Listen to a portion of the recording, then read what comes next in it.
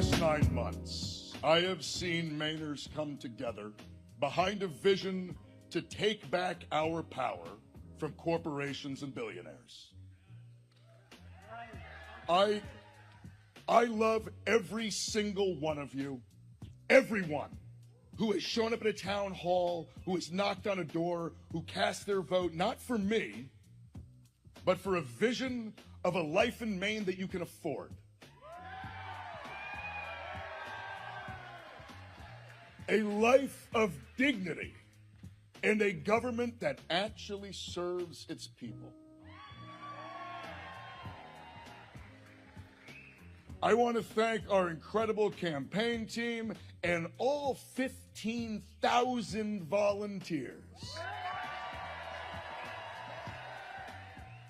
You have built the most powerful grassroots movement in the history of this state.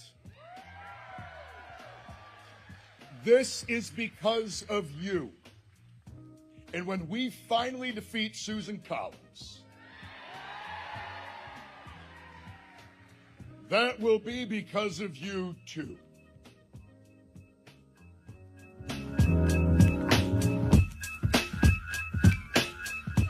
All right, folks, we are back here on WLTH 1370M. That is 92.7 in the FM dial. If you're nasty, word to you, Mike. We are back. It is 6:42 in the PM here on Friday, June the 12th, 2026. Oh my God, it is June the 12th. June the 12th. My God, that makes it exactly 35 years since the Bulls won their first title. Man, that's crazy. That was 35 years ago. That's insane. Whew. Yes, we are back here on WLTH 1370M. As you heard in the intro, that was Graham Platner, who is the Democratic U.S. Senate candidate and has become one of the most controversial, let's just say controversial figures in the 2026 election cycle thus far.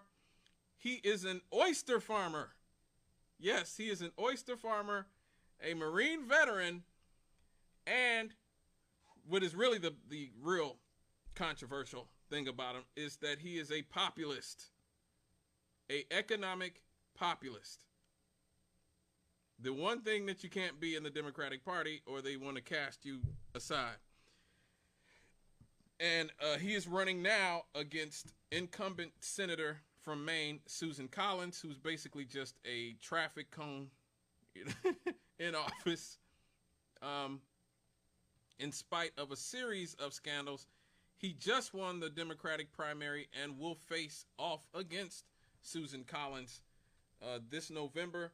Now, he has been controversial, at least what they claim is controversial about him is that there have been several allegations and several incidents that have been dragged up against him in the last few months. At first, really, it shows you how they're just desperate to find anything. When he first started to emerge, they found tweets, or not tweets, I think it was Reddit. They found Reddit posts of his where he talked about being a communist and called white America racist. And basically said that he was all for socialism and, whatever. Now, they claim that he has a tattoo and is a Nazi because he has a generic skull on his chest, or at least he had a generic skull. He got it covered up with a heart, but if you see the tattoo, it's a generic skull that the same people who were calling him a communist a few months ago are now claiming he was a Nazi. Now, if you know anything about history, you know that those things don't, they don't jive. It's like saying he was a Union soldier and a Confederate soldier at the same time. The Nazis literally killed 30 million people in the Soviet Union. The Nazis literally found communists and socialists and murdered them first. And so, since those things didn't stick against Graham Platner, because obviously they don't make any sense. If you believe the guy's a Nazi, then why'd you come out with the communist stuff and saying he's a leftist? And why would you care that? Why would you say he hates white Americans and call them racist for if you think he's a Nazi? How does that make any sense? So now they've gone with some of his ex-girlfriends said he was a bad boyfriend. Now, none of them say that he beat him up. None of his girlfriends said he punched him in the face or anything or kicked him down some stairs. A former girlfriend told reporters that Platner was aggressive during arguments. And he forcibly removed her from a taxi.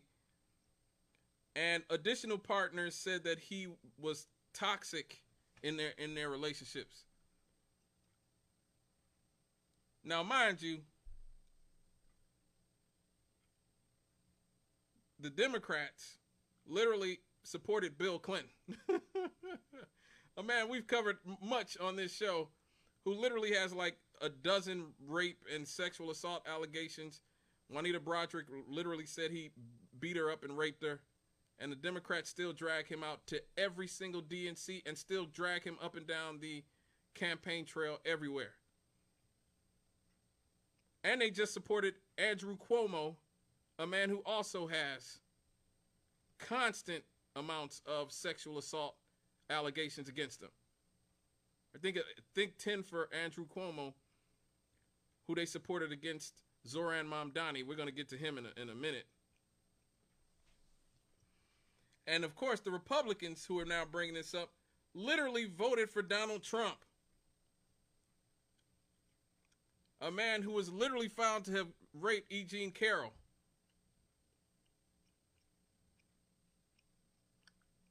So now all of these people are doing their best to feign outrage about these stories, but really it doesn't really matter because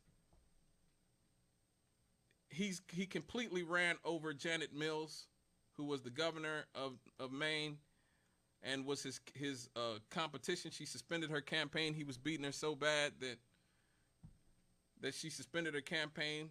I think he got 70% of the vote, something like that. Now, here are the things that really make him controversial to the American public. Or should I say, this is what makes him controversial to the powers that be. If the Democratic Party is going to exist, it needs to become the anti-war party. I fucking love this place. I don't know why you want to go to the Senate. I think a lot of people in this country would like to see more regular people in politics. And most people in this country have gone through some form of transformation throughout their lives. They've not been living perfect lives all the time. What do you say to someone that says, oh, Ro, I agree with Graham's policies. I'm glad you're going there. But, you know, after the stuff coming out, my granddaughter. What do you say to someone like that? If you believe in transformational politics, you need to believe in the ability for people to transform. And I came out of the infantry at a time where, like, you sucked it up. Were you getting help or no? No, God, no. Which is why I was self-medicating. Right. And this was a point in my life where I didn't believe that PTSD was real. Do you ever have flashbacks? It really just manifested as, like, deep depression and anxiety. Intense combat sort of changes your brain. Do you now, seeing where you are, say, hey, I could have been a better person in terms of how I was? I had, frankly, witnessed the most awful things a person could witness and see. And it was all done in the service of seemingly nothing. Did anyone in your family ever serve? Oh, yeah. I mean, my father didn't, but like many of my uncles did, my grandfather. My grandfather was part of Gandhi's independence movement in the 1930s and 40s, fighting for India's freedom and human rights. So you come from a good tradition. As do you. Of fighting Both against, fighting for freedom. Fighting for freedom and for decency and justice in this world. You know, Trump ran saying he wasn't going to get in these wars. And then he goes and starts this war in Iran, and Thomas Massey and I are yelling on the House floor when Donald Trump was threatening to blow up Iranian civilization. I wasn't saying, hey, come consult Congress. I said, no, the American president can't commit genocide. Yeah. And I was willing to stand up to my own president, Joe Biden, to say we can't be funding Netanyahu and this genocide in Gaza. What do you say to the Trump voters who say Graham Trump said all this stuff? How do we know you're going to be any different? No, because Donald Trump never fought in a war. He's a deeply insecure man, and deeply insecure men often like to use power and violence as a way to make themselves feel tougher. And I think when you look at Donald Trump, I couldn't think of a better example of that except maybe Pete Hegseth. But when you talk to Trump voters, it's not like they trust us. Our message is a bunch of gobbledygook. We need to be a party that has actual political ideology. I have an immense amount of hope and faith that the correction we're going to make is going to be in the direction of a society that is not run, quite frankly, by militaristic warmongers, in a society that is going to view the productivity and the resources of our nation as things to be harnessed to improve all of our lives. The dignity of every American. That's what we're talking about. That's what I thought the whole point of this was. So that's him talking to Ro Khanna, another progressive Democrat, about what he sees as the whole purpose of politics in the first place, which is to improve the lives of the people. I like this other video from him that I saw, which also really gives you a glimpse into why he's so controversial with the sort of mainstream elites in both parties. When I was a kid growing up in Sullivan, I remember guys who you could stern in the summer, plow in the winter, do some carpentry, do some wreaths, and that was enough. That was enough to live a small but decent life, enough to own your home, enough to send your kid to a decent school, enough to maybe even save a little bit for retirement. I knew clam diggers that put their kids through college. It's not enough anymore. You do that seasonal work, you're also taking on an extra shift at Home Depot or at Walmart. Or you're not fishing because instead of being able to go out and make a living on the sea, you've got to take some shoreside job just so you can get health insurance for your family. That clam digger, that guy's kid's now taking on a lifetime of debt just to go to school. And that changed in my lifetime. I am 41. It has... I mean, some days. But in the time in my life where that hard work ceased being enough, we have also watched the largest transfer of wealth from the working class to the ruling class in the history of this nation. Yep, there it is. There it is. That is why they're critical. That's why they hate him so much. He's opposed to America's endless wars. He's a soldier who said, look, I came back from the wars. I got PTSD. I didn't get help for it. And so, look, I made some mistakes. And he supports labor unions and working class economic policies. He's critical of the Democrat and Republican leadership. And most importantly, he is critical of billionaires and corporate power. And so, of course, that means that the vultures have circled to come and get him. Because as I've been saying for many years on this show and on others that I was on, we don't really have two parties in this country. We have one uniparty. Both of them work for AIPAC. Both of them work for the military-industrial complex. Both of them work for Wall Street. Big pharma, corporate interest. And then they just pick which wedge social, cultural issues they're going to fight about so that they can drag us into their nonsense, whether it be gay marriage or abortion or trans stuff, or they'll start some new, they'll get us into, cultural appropriation arguments and who gets to wear dreadlocks and, they'll get us into that type of stuff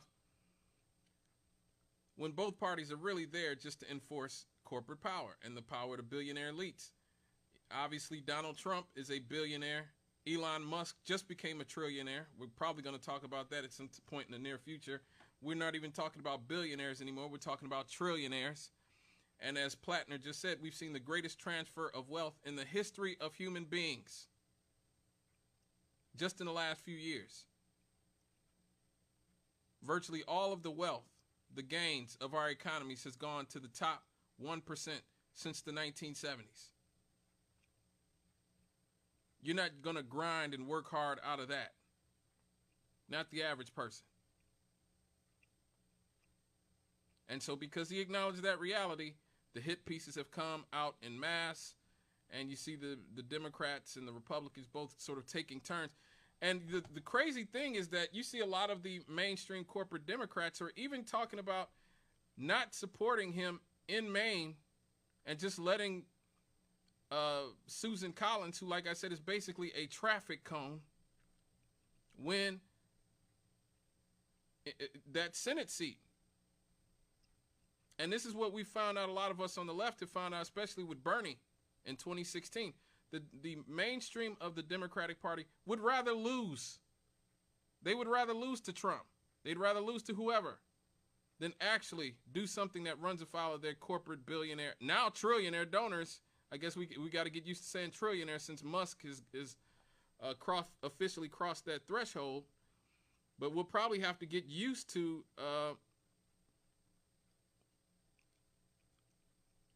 saying that from here on out. Trillionaire, trillionaire, trillionaire. But anybody who runs afoul of the billionaire donor class and talks about actually empowering the working classes and the poor in our society is going to be targeted like this. And so this is why so many people like myself abandon the party. Because, look, Graham Platner would have fit perfectly into the Democratic Party 50 years ago, 40 years ago. The New Deal, Great Society, working class, blue-collar populists. Before the nerds took over and the Clintonites and the drag queens and all these other people took over. Platner would have been right there. But that was before the Clintons reconfigured the party as a third-way corporate party in the 90s.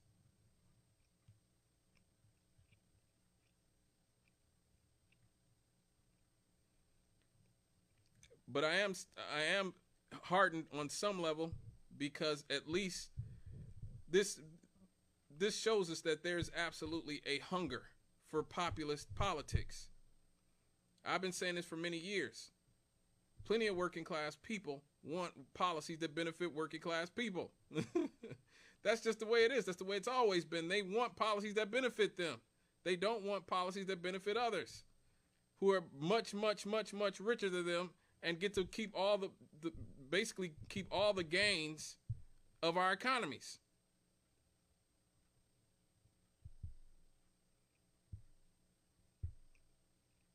And much like we've seen the success of Graham Platner, we've seen the success of another left-wing politician who's running the Democratic Party, Zohran Mamdani. Now, if you listen to Fox News or anything adjacent, or even like corporate liberal politics, these people called him everything but a child of God when he was running for office. They supported Andrew Cuomo, a man who had a dozen sexual assault and allegations and sexual harassment allegations. Barack Obama supported Andrew Cuomo. Bill Clinton supported Andrew Cuomo. Everybody was against Zohran in the mainstream corporate segment of the Democratic Party. Well, he's been in office 6 months, so how are things going? Today, Mayor Zohran Mamdani securing almost $2 million for hundreds of fast food and retail workers. We are not going to take violations of these laws lightly. Victory for tenants living in one South Bronx building. We're not going to rest till this landlord is held accountable. Crashes and traffic injuries are down. New York City had its safest January on record. We cannot burden ourselves with the question of what this means beyond the city, and that's actually quite a liberating thing. The city is planning to roll out a free child care plan for 2-year-olds. It's a $50 million investment in parks. Getting rid of those junk fees in New York City. It's a new government. I was elected as a democratic socialist, and I will govern as a democratic socialist. We have done an incredible thing. And somehow we have more work to do.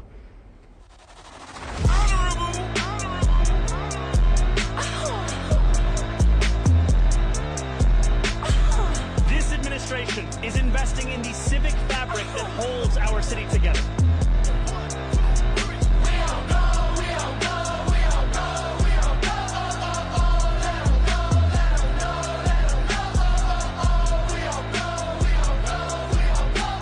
Today begins a new era. Right. So, I mean, as you heard, you know, the first 6 months, basically he's only been in office 6 months, and already you're seeing huge changes in New York. One of his signature campaign promises was expanding free child care. He secured $1.2 billion for universal child care in New York City. This will fund seats for over 100,000 New York City children. He's drastically improved. He's extremely popular in New York. People are selling merch of him all over New York City. Several polls conducted showed extremely positive approval ratings and improved perceptions that New York City is headed in the right direction. He closed a $12 billion deficit in 132 days.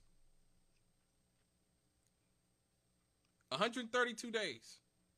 He announced a balanced budget for New York City, and without cutting any city services. Instead, with just another $4 billion from the state and a new tax on the wealthiest citizens in New York City. He campaigned heavily when he was running on housing costs, child care, transportation, food prices. He has secured $22 billion for 200,000 affordable homes for working class people in New York. He's forced negligent landlords to pay over $34 million in repairs. More than 6,000 apartments have been improved in 5 months. 6,000 apartments have been improved in New York City in 5 months. He fixed 100,000 potholes, protected gig workers, fined corrupt landlords millions of dollars, raised snow workers' pay. When they had that big snowstorm a few months ago, he raised their pay to $30 an hour. And at the same time, crime is at historic lows in New York City. Now, mind you, they told you that if he got elected, there'd be people murdering and raping people in the streets, and that Sharia law was coming back because he's a Muslim. The New York City Department of Consumer and Worker Protections have announced a click-to-cancel rule. This rule would make New York City the first city in America to ban subscription traps and force companies to make it just as easy to cancel subscriptions as it is to enroll.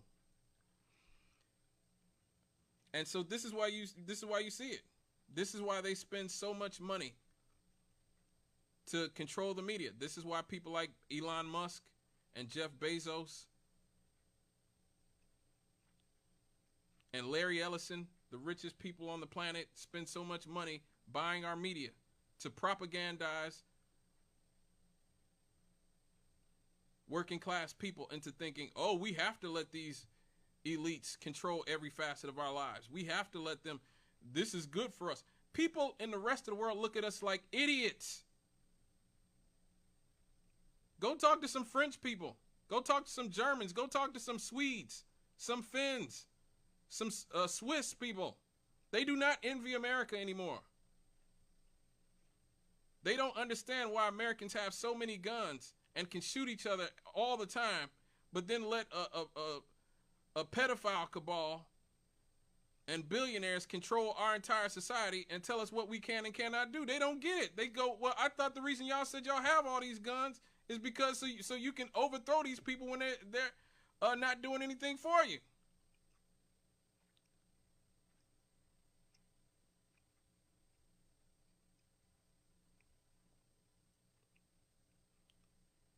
Instead, there's so many people in our working class communities that literally defend the elites and spew their corporate propaganda. Oh man, the minimum wage going up, that'll make everything go. Really? Why don't you go talk to some people in Denmark, where the people who work at McDonald's make $23 an hour and have 6 weeks vacation time, on top of universal health care from living in Denmark. And the Big Mac's only a few cents more than it is here.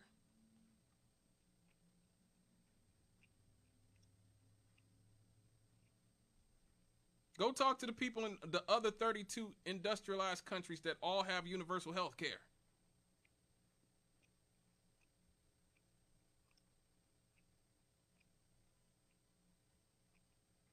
Go ask them about that. Meanwhile, you have Americans going to Mexico. Going to Mexico.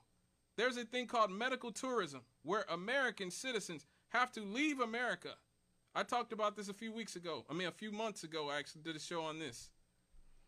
Where you have Americans going to Mexico to get their teeth fixed because they can't afford dental care here in America.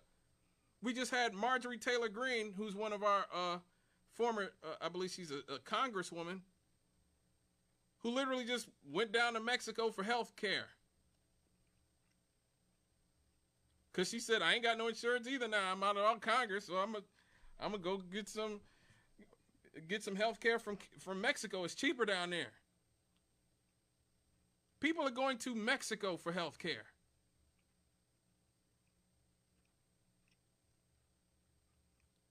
And so they have to buy the media.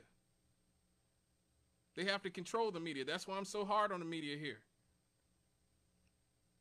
Because they know that if you get a little bit of taste of what people like Mamdani can do in New York, or what, Graham Platner did, or what Bernie Sanders is going to do, or any, even just garden variety left-wing candidate. None of you had to be some, socialist or communist. I'm not no socialist. I'm not no communist. I'm a populist. These people actually went out of their way to erase the New Deal and the Great Society. Some of the greatest achievements, the greatest accomplishments this country ever had, from all of your minds. FDR literally said the whole point of a minimum wage was to be a living wage. And yet you still have people parroting the talking points of the billionaires. Well, I mean, if you're working at McDonald's, that's supposed to be for high school kids. Well, then how come McDonald's is open during school hours then? Huh? Who's working at McDonald's and Burger King when school is in? When those restaurants are open 24 hours, when they have been in the past, and when they're late at night, who's working there then?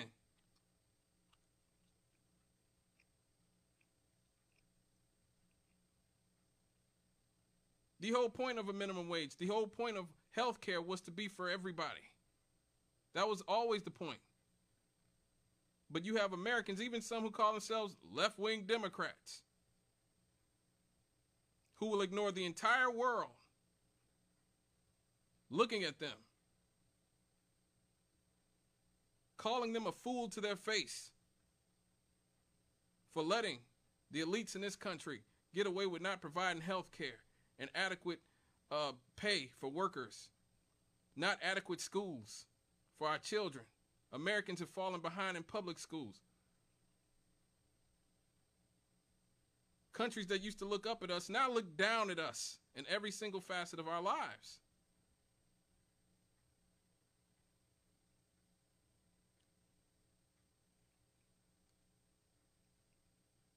And that's why it's important to have at least some people to push back against this nonsense that you see in our media, in our politics. Do not be like the chuds. Do your own research, folks. Please. Look at the rest of the world. Look at England, France, Germany, Switzerland, Sweden, Denmark, Finland, Japan, Australia.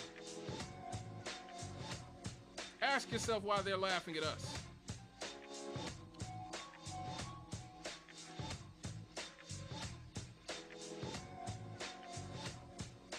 They do not envy the fact that we let Elon Musk become the world's first trillionaire.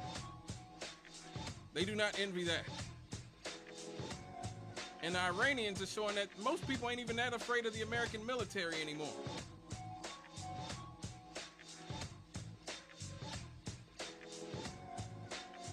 So yes, I am encouraged by any pushback against the corporate uniparty, the Democrats and the Republicans. I wish Graham Platner and Zohran Mamdani and anybody who can actually get things done to improve the lives of working class and poor Americans, I'll support them to, until they prove that they don't do that. All right, folks, when we come back, happy happies. Yes, let's do the damn thing. We'll be right back here on Straight Out of the Cannon with me, Scott Cannon. Please stay with us.